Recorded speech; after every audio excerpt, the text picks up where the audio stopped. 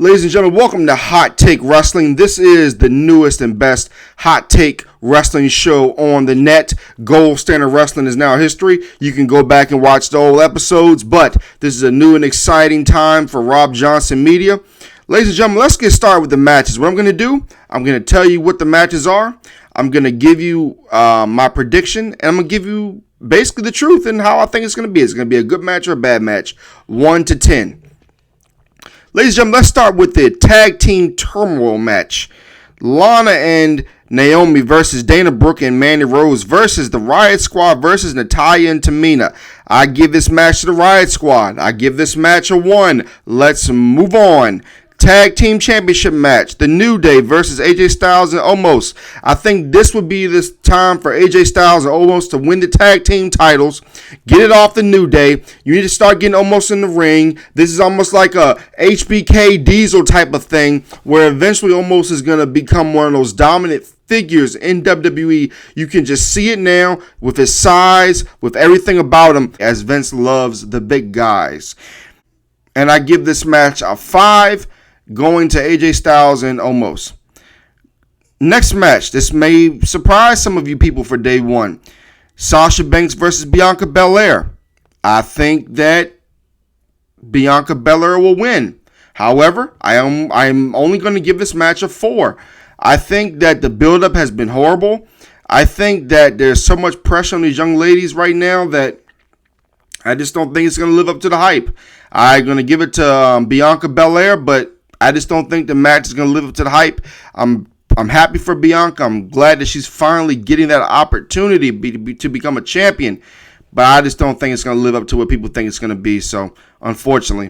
Next match, we have Bad Bunny and Damian Priest versus The Miz and John Morrison. I give this a -5. I really don't give a damn who wins the match.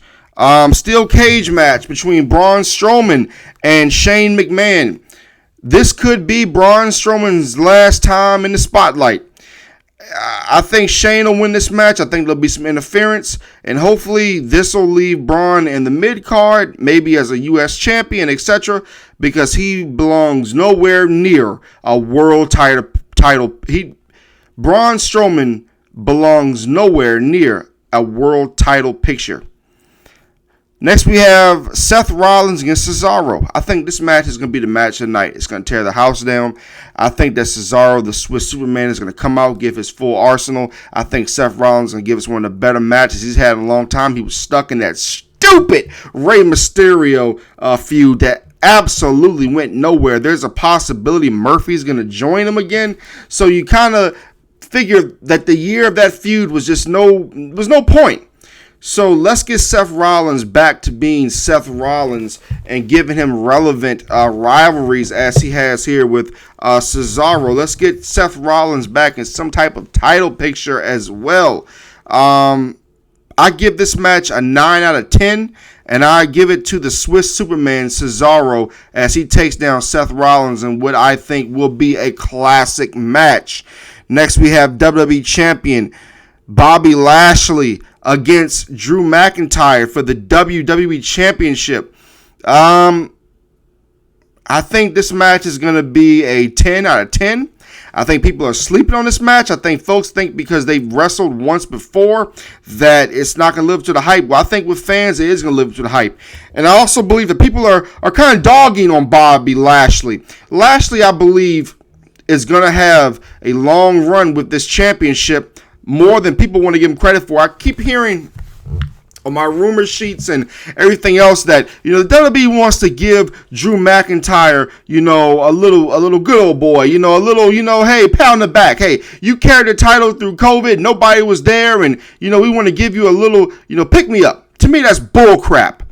Complete and utter bull crap. There is no reason in hell to put this title back in Drew McIntyre. I thought he was an okay champion when he was champion. I just don't look at him as a championship guy. Maybe I think Drew is better without the title. Maybe move him to SmackDown. Get a rivalry going with Roman Reigns, etc. But right now, man, let Bobby do what Bobby wants to do. He's been waiting so long to be WWE champion. Let him dominate. Give us the match we really want. We don't want Brock Lesnar and Drew McIntyre. We want Brock Lesnar and Bobby freaking Lashley. So, I'm going to give this 10 out of 10. I'm going to give it to Bobby Lashley with some interference, and I think that Brock Lesnar will show up setting up a showdown here soon between those two great superstars. Now, for day 2, the Women's Tag Team Championship match. Nia Jax and Shayna Baszler versus the winners of that irrelevant match I just told you about. Again, I'm going to give it to Nia Jax and Shayna Baszler. I give it a -10. I don't give a damn about it.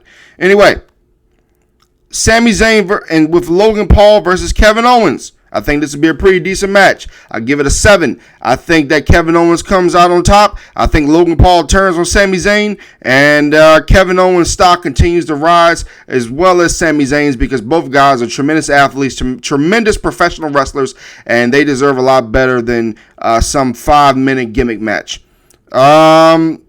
Intercontinental Championship, Big E versus Apollo Crews. I think this is an opportunity, ladies and gentlemen. Now, this is a match for me.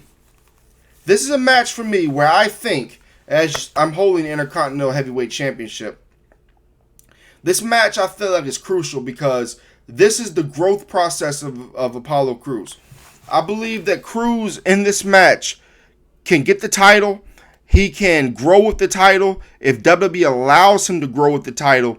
I also believe this is the beginning of the road for Big E to Roman Reigns. As I just mentioned, maybe you want to get a rivalry going with Drew McIntyre and Roman Reigns. If not, this to me is the start. Whether it's SummerSlam or whether you want Roman to dominate all the way through to WrestleMania, this is the start of Big E getting to Roman Reigns' WWE Universal Championship in what I think will be a very good match, maybe 6 out of 10. I believe that both guys bring their A games, but I believe taking the title off of Big E now, him having some struggles over the next couple of months until we get to Money in the Bank, where he eventually, I believe, wins the Money in the Bank contract and cashes in fairly for a WrestleMania event against Roman Reigns or wherever. I feel like he will be your next Money in the Bank winner when that pay-per-view comes around in the summertime. And I just feel that this is time for Apollo Crews to really assert himself and prove whether he is that guy that can carry his own weight. He was already been the U.S. champion. Can he take this Intercontinental title and take it to even higher heights? Can he really make his career what we think his career can be with all that talent he has in Apollo Crews? Next match, we have Riddle versus Sheamus for United States Heavyweight Championship. I'm going to surprise everyone here. I think that Sheamus should win the title. And I think this is going to be maybe a 3 or 4. No, let me rephrase that. I think this is going to be one of those matches where people look back and say, damn, Sheamus versus Riddle was a damn good match. And in fact, I'm going to give it a 9 out of 10. I think that Riddle, for all his goofiness, all that crap he does, riding around, I think it's a little scooter thing, whatever he rides around on, whatever that thing he rides on. I think that he's going to have a 5-star match with Sheamus. Sheamus, even at his older age, is still the man. He can still put on great 5-star matches. And I think Sheamus wins the title and really legitimizes this title and makes it a badass title like when Bobby Lashley had it. Riddle, I can see Riddle maybe possibly getting to the tag team division, going after AJ Styles and Omos.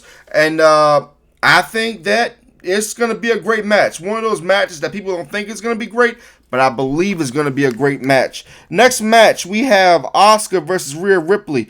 It's inevitable, ladies and gentlemen. I think this match is going to be great. I think it's going to be a hell of a wrestling match. It's going to be a lot better than Bianca and Sasha. That hurts my heart to say it, but I give this women's match a 10 out of 10. I think Rhea Ripley and Asuka are going to tear the freaking house down, and I believe Rhea Ripley gets revenge.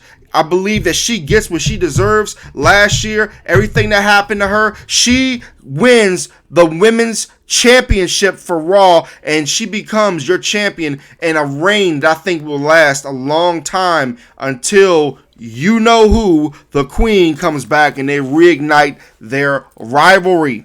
Next match, we have The Fiend versus Randy Orton. This match, folks, can go one or two ways. They can make it really good, or it can be a big blunder.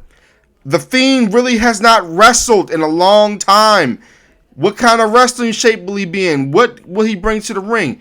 Or will they bring back the new Wyatt family? Finally bring us the new Wyatt family on day 2. You can't just have this as a wrestling match. This is so much more. Something significant has to happen in this match. So, I think The Fiend brings back the Wyatt family. I think that he gets the win over Randy Orton. From a match standpoint, I give it about a 3. From cinematic standpoint, from thrill standpoint, I give it around a 10. They've got to do this. They've got to make sure that this goes off the right way, because if they don't, it is a waste of time, just like Seth Rollins and Rey Mysterio was. Doesn't matter what happened before.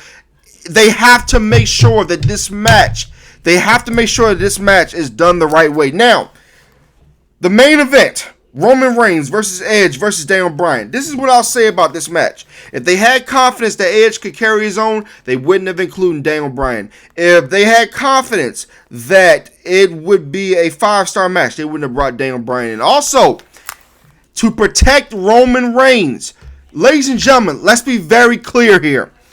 If the title changes hands, Roman Reigns will not be pinned. Again, if the title changes hands, Roman Reigns will not be pinned in this match. If he's pinned, then that's another waste of time that WWE had. There's another thing they did. Now, the only way I could see WWE having Roman Reigns pinned is if Paul Heyman were to turn on him and go over to Edge. That's the only way that I could see him getting pinned in this match. It makes no sense. It would make absolutely no sense.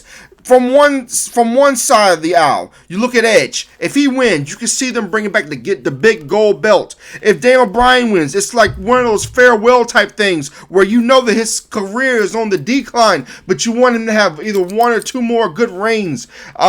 This match is going to be intriguing. I know I did the scale of 1 to 10. I think this match is going to be an 11. I think this match is going to be epic. It's going to be fierce, intense. It's going to have things that we haven't seen in a long time. It's going to close out the show, and it's going to be the match that changes WWE for the next 10 years. This match will change WWE for the next 10 years, and it will bring in a new era, usher in a new era, as we as wrestling fans want to see what the future holds in WWE. So, ladies and gentlemen, for Hot Take Wrestling, I am Rob Johnson. Make sure you check out Rob Johnson Media on all your social media platforms. This has been Hot Take Wrestling. I will see you guys tomorrow.